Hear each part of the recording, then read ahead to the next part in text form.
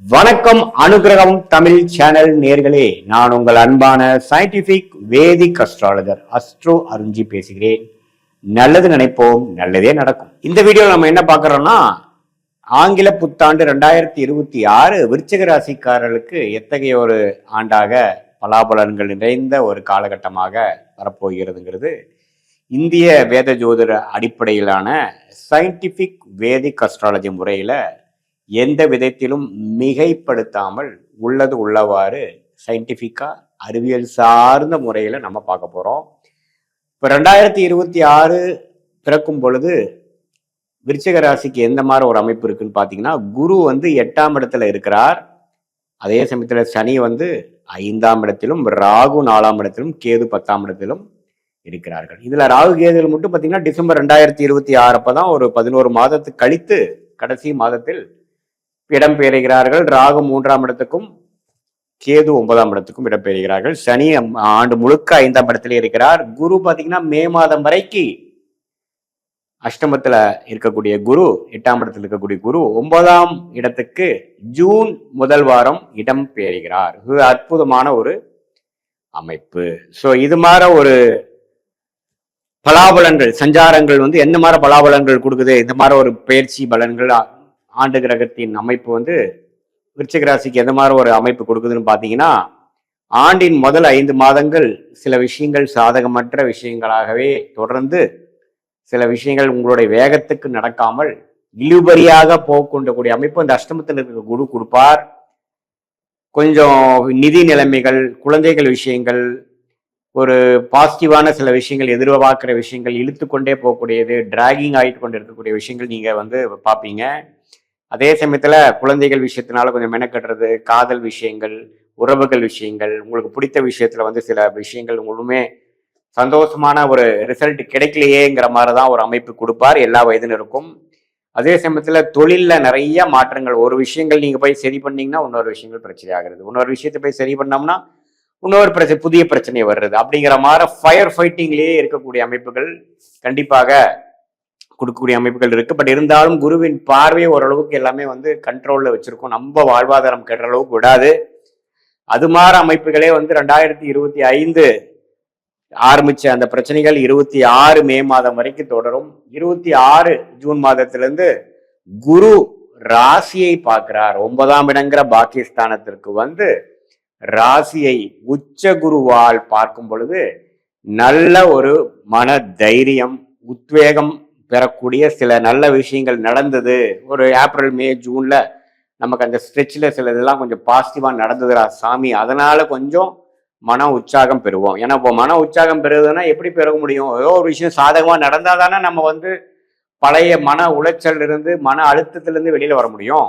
So அது மாதிரி ஒரு நல்ல விஷயங்கள்லாம் நடக்கக்கூடிய ஒரு அற்புதமான ஒரு அமைப்புகள் கொடுக்குதுங்க. ஸோ நம்ம அந்த விருச்சிக ராசிக்காரர்களுக்கு ஜூன் மாதத்திலிருந்து சில விஷயங்கள் நம்ம பாசிட்டிவா நடந்து அடுத்தடுத்த விஷயங்கள் நம்ம நல்லாவே செய்து அது மூலமாக பலன் பெற்று எது கடந்த 2024-25 இருந்தே பிரச்சனைக்கு மேல பிரச்சனையா இருக்கிறதெல்லாம் சில 50% விஷயங்கள் சால்வ் ஆகி, ஏதோ ஒரு பண கஷ்டமா இருந்தாலும் சரி, கடன் பிரச்சனையா இருந்தாலும் சரி, தொழில் மேன்மை இல்லாமல் முடக்கமா இருந்தாலும் சரி, வேலையில ஒரு நிம்மதி இல்லாத ஒரு விஷயமா இருந்தாலும் சரி, கொஞ்சம் எல்லாமே கொஞ்சம் மாறி மன தைரியமும் மன உற்சாகமும் பெறக்கூடிய ஒரு அமைப்பை கொடுக்கக்கூடிய அந்த உச்சகுருவின் பார்வை 12 வருடத்துக்கு ஒரு தடவை வரக்கூடிய அந்த உச்சகுருவின் பார்வை ஒரு அருமையான ஒரு அமைப்பை கொடுக்குதுங்க. அது 3ஆம் இடங்கிற தைரியஸ்தானத்தை பார்க்குது. 5ஆம் இடம் என்று சொல்லப்படுகிற பூர்வ புண்ணிய ஸ்தானம், குழந்தைகள் ஸ்தானத்தை சனி பிரச்சனை கொடுத்துட்டு இருக்கக்கூடிய ஸ்தானத்தை குரு பார்த்து எல்லாமே ஓரளவுக்கு இப்ப கொஞ்சம் பரவாயில்ல, உறவுகள் கிடையவில்லை, உறவுகள் பிரச்சனையா போயிரும்னு பார்த்தா இப்போ ஓரளவுக்கு பேச்சப் ஆயிடுச்சு. இந்த கொஞ்சம் நம்ம மன சோர்வுல எந்த ஒரு புதிய திட்டமும் பண்ண முடியாமல் மன சோர்வுல போயிட்டு கொண்டிருந்தவங்களுக்குலாம் ஓரளவுக்கு பரவாயில்லை அப்படிங்கிற மாதிரி நல்ல நல்ல விஷயங்கள்லாம் நடக்கக்கூடிய அமைப்புகள் கட்டாயம் இந்த குரு பயிற்சி கொடுப்பார். கண்டிப்பா தொழில்ல இதுவரை பெறக்கூடிய முடியாத ஒரு நிலைத்த தன்மை கிடைக்கும். ஒரு கண்ட்ரோலுக்கு வரும். சில 2 விஷயங்கள் பண்ணிட்டு இருக்கீங்கன்னா ஒரு விஷயங்கள் லாபமே வராம இருக்கிறது ஒரு லாபங்கள் கொடுக்கும். வேலையில வந்து ஒரு நல்ல வேலை மாறி அதுல கொஞ்சம் உற்சாகமும், நல்ல ஒரு சேலரி, நல்ல ஒரு பேக்கேஜ், ஒரு கூட ஒர்க் பண்றவங்கலாம் ஓரளவுக்கு ஆரோக்கியமான ஒரு அமைப்பு, முதல்ல இருக்கிற ஒரு ஒரு ஹாஸ்டைலான ஒரு பிரச்சனைக்குரிய விஷயத்திலிருந்து மாறி வந்துட்டோம் அப்படிங்கிற மாதிரி நல்ல விஷயங்களை கொடுக்கக்கூடிய அமைப்புகள் கட்டாயம் உண்டு.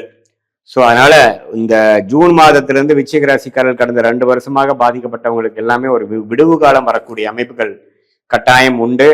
அதே சமயத்துல சனி அவருடைய பார்வையை வந்து 11ஆம் வீட்டுல, அதே சமயத்துல 2ஆம் வீட்டுல, 7ஆம் வீட்டை பார்த்து குடும்ப விஷயத்துல சில விஷயங்கள் நிம்மதி இல்லாமல், சில டென்ஷன்கள், சில கருத்து வேறுபாடுகளை கொடுத்துட்டு தான் இருப்பார்.